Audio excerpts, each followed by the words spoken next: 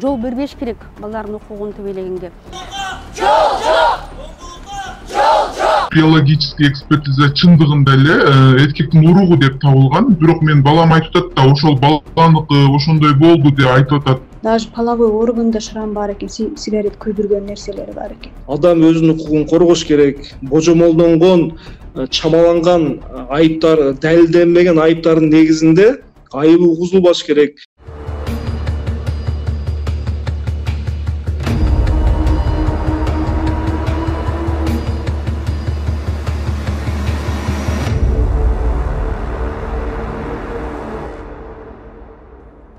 Политклиника медиасына 35 жаштагы Ош шаарынын тургуну кайрылды. Ал 7 жаштагы уулуна 17 жаштагы кошунасы физикалык жана сексуалдык зомбулук көрсөтүп жүргөнүн айтып, кошунасын педофил деп айыптоодо.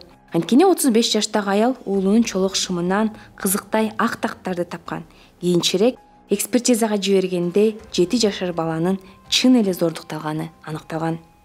Мен 2020-жылдын 21-апрелинде саат 2 чамасында 7 жаштагы уулумду дүкөнгө памперс алып келүү үчүн жөнөттүм. Ал памперс алып келди. Тез эле убакыт аралыгында бирок өзүн жаман сезип, көздөрү кызарып, араңдан сорго басып келгенин байкап калдым да. Анан баламдан сага эмне болду деп сурасам, айтуудан баш тартат.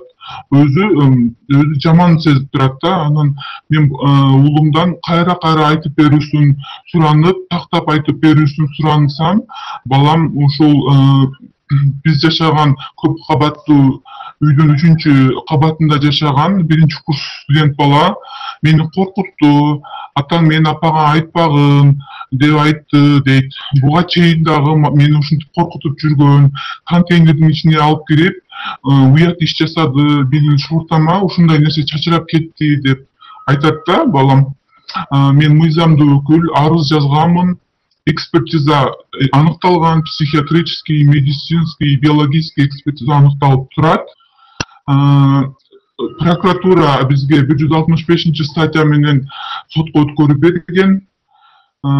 Экспертиза бала зордукталганын аныктаган, сиздин балаңыз зордуктады. Ооба. Аныктаган.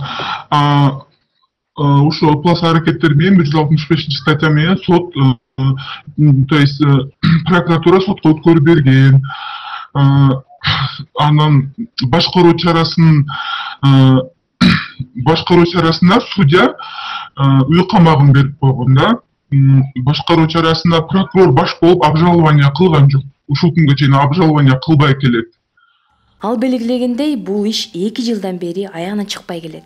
Эненин айтымында, учурда зордуктады деген айыпталуучу тарап жабыр тарткан 7 жашар баласын психикалык жактан оорукчан деп сотко көрсөтмө берип жатышат. Ошондой эле айыпталуучу тарап экспертизанын жыйынтыгын дагы тааныбай, кайрадан экинчи жолу бул жолкусунда экспертизаны Бишкектен эмес, Казакстандын Алматы шаарынан өткөрүү өтүнүчүн сотко келтиришкенин билдирди. Сот болсо бул өтүнүштү кабыл алган.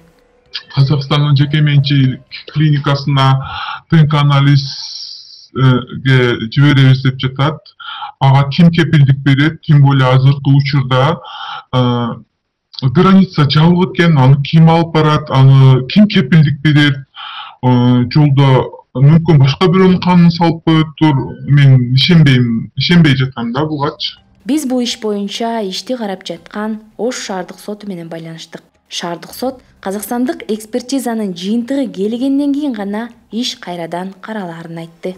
Ал эми 7 жашар баланын жактоочусу Мухаю Абдыраупова зордуктоо фактысы болуп жаткандан кийин бул иш оор иш болуп саналат деп эсептейт. Анын алкагында айыпталуучу убактылуу камакка алыныш керек болчу деп билдирди. Үй камагын эмес, камап бергиле СИЗОго. Эмнеге ошончо оор статья 7 жаш балага карата болгон зордук зомбулук боюнча статья боюнча сыртта жүрөт кылмышкер деп өтүнүч сураса, адвокат жок, мына справкалар бар, мына жерде жашайт деп эми алып келип атат. Анан прокурор да колдоду ошол адвокатты. Наркы обвиняемыйдын адвокатын колдоп, прокурор дагы ошол үй камагы калып калды. Экинчи тарап бул жерде экспертизаны Алматада частный лабораторияда өткөрөт экен. Ошол жери болуп атат, биз ишенбейбиз да, частный клиника болуп атат. Анан өзү адвокат алып кетип, мурда дагы ошол жерде мен өткөргөнмүн бир экспертиза дейт, значит ал адвокаттын өзүнүн таанышы бар ал лабораторияда.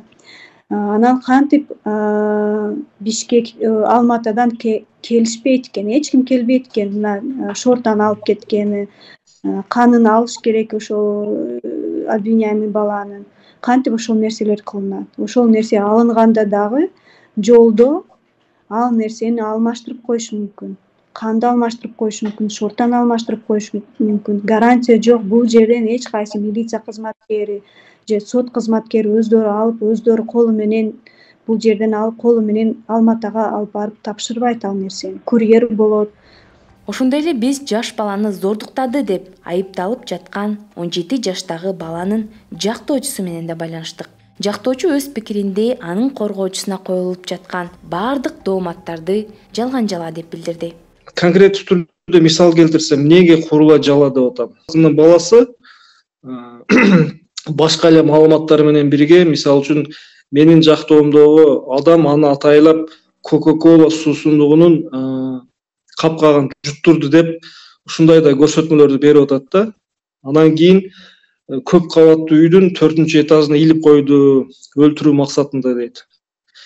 Бирок иштин ичиндеги соттук медициналык экспертизанын тыянактарын алайык, эгерде Coca-Cola'дан капкагын жутса жаш бала бул чоң адам, ал сөзсүз түрдө бул өлүмгө алып келе турган нерсе. Бул биринчи факт. Экинчиден биз сотто дагы соседтердин, кошуналарын сурадык. Ал жерге 4-этажга илип коюш дагы такыр мүмкүн эмес да. Эгерде 4-этажга илип койсо, ал бала ал жерден түшүп кетет. Ушуга окшогон акылга сыйбаган маалыматтарга таразылап көрүп туруп, эмне үчүн биз баланын башка көрсөтмөлөрүнө ишенишибиз керек? Эксперт конкреттүү түрдө жооп берген эмес. Себеби бүгүнкү күндө бизде Кыргызстанда андай мүмкүнчүлүктөр жок. Бүгүнкү күндө бизге эң жакын болгон Казакстанда, Алматада соттук молекулярдык генетикалык экспертиза деп коет. Аны жөнөкөй тил менен айтканда ДНК экспертиза деп коет. Ошондуктан биз негиздүү жүйөлүү өтүнүч келтирдик сотко. Сот биздин өтүнүчүбүздү туура деп таап, жазык процессуалдык кодекстин 178-беренесине туура келет деп биздин өтүнүчтү канааттандырды. Балдардын укугун коргоо лигасынын төрайымы Назгүл Турдубекова соңку мезгилде буга окшогон жаш балдарды зордуктоо фактылары көбөйүп жатканын белгиледи. Укук коргоочу себебин өлкөдө укук коргоо органдары, сот системасы жана социалдык коргоо тармагы иштебей жаткандыгында деп түшүндүрдү. Өкмөт тараптан ошол соттун отурумунда баланын кызыкчылыгын коргоо жагынан прокуратура иштеш керек да, катуу иштеш керек алар. Себеп деген күчтүн баары энесинин үстүнө түшпөй, бул баланын үстүнө түшпөй, прокуратура ишталыш керек да, өкмөттүн атынан. Судмед экспертизанын жыйынтыгы такма так даана чыгып атат да, так чыгып атат. Бала дагы бүт айтып берет эмне болгонун. Бүт экспертизанын баардыгы чыныгы ушул бала деген жыныстык зомбулукка учураган деген мындай заключение чыгарып атат. Анан эми ошого карабастан азыр күнөөкөрлөр ушу жоопкерчиликтен башын тартыш үчүн экспертизаны Алматага жиберип атышат, менчик лабораторияга. Ошонун жыйынтыгынын себебинде эгерде вдруг сот башка чечим алып калса, мен ойлойм, бул деген мындай сот система тарабынан балдардын укугун жана кызыкчылыгын коргой турган саясаты жок экен, туруштук саясаты жок экен деген билдирүүсү болот. Медегидер ушу аялзаттардын жана балдардын ушу маселеси приоритеттүү деңгээлде каралбай атат да, мындай өкмөт тараптан, жогорку кеңештин тараптан анан биз абдан мындай кооптонуп турабыз, эгерде деген бизде биринчи заматта Кыргызстанда балдардын укугун жана энелердин укуктарын, аялзаттардын укуктарын биз коргобосок, бүгүнкү күнү кол салган адамдар көбөйүп баратат да. Улуттук статистиканын маалыматына ылайык, 2021-жылы балдарга карата 3034 кылмыш катталган. Анын 500гө жакыны сексуалдык зомбулукка байланыштуу. Мындан улам өткөн жылдан тартып балдар укугун коргоо жаатында иштеген бир нече уюм президент Садыр Жапаровго ачык кайрылуу жолдошкон. Анда балдар жөнүндө кодекстин жаңы редакциясын жана мыйзам долбоорлордун топтомун тезирээк кабыл алуу өтүнүчү айтылган. Бирок укук коргоо уюмдары билдиргендей, алардын бул өтүнүчү бүгүнкү күнгө чейин каралбай келет.